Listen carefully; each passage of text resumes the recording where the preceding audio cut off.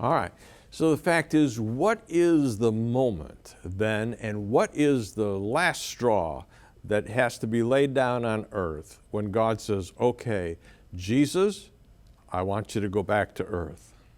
Well, just prior to that, remember our backdrop in the last half of the tribulation period.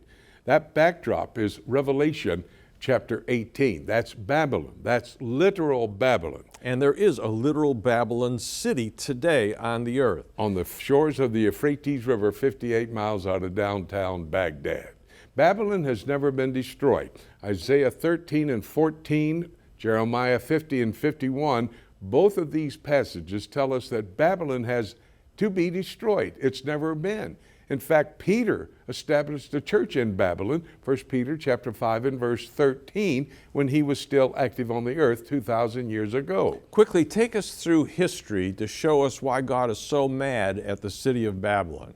Babylon begins, and it's talked about over there in the book of Genesis. Those trains keep coming into Union Station.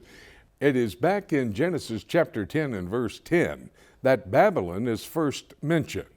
There it is described as one of the first centers of Nimrod's kingdom. But we don't get the full story until we come to chapter 11 and verse 4. Nimrod, great-grandson of Noah, says, I'm not going to do that. I'm going to build a great city. Tower of Babel. And then a tower that reaches into heaven. We're talking about chapter 17, chapter 18, back in Genesis chapter 11, verse 4. The tower that reaches into heaven, that's a false religion. And so we see that Babylon is brought into existence in Genesis chapter 11, verse 4. The word Babylon is actually used throughout the Bible over 250 times. We see that Babylon is going to be used by God again, using political leaders, Revelation 17:17, to accomplish his will. And 2 Chronicles chapter 36 says the Babylonians under Nebuchadnezzar comes in. He destroys the temple, he devastates the city, takes the Jewish people into the Babylonian captivity, and he does that to fulfill the prophecy of Jeremiah. We next read about Babylon when it's going to be destroyed by the Medo-Persian Empire there in chapter 5 of the book of Daniel. But everybody puts it right there and they say, well, that's the end of Babylon. No, it's not. It was the end of the empire, not the end of the city. In Ezra chapter 7, the scribe Ezra was living in Babylon. He started on his journey to Jerusalem to reinstitute the temple practices there in the temple in Jerusalem. And from there, you have to go over to Peter.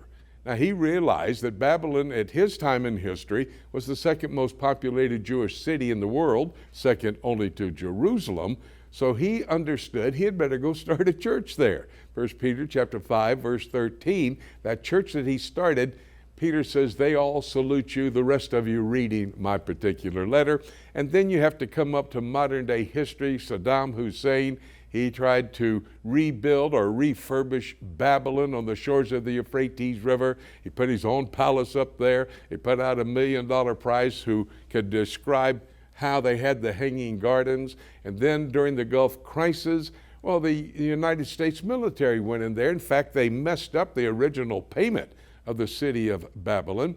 And the Department of Defense is now paying that bill because of that.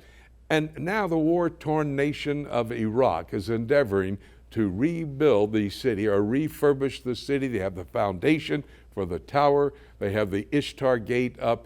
Babylon is alive and well, and it plays a key role in end-time prophecy. Yeah, and it's not all that it's going to be yet. The fact is there are books that are coming out about how the potential is there. And so we are not all there yet, but the fact is the reason that God is mad is because of what they did is they took the temple instruments, the vessels, and they used it in a drunken brawl, all right? And God got mad, and he's never forgotten that. All right? And they also captured the Jews. And so he's got a lot of reasons that he has kept in the back of his mind that someday we're going to have retribution on Babylon. And it's coming, and here it comes in the book of Revelation.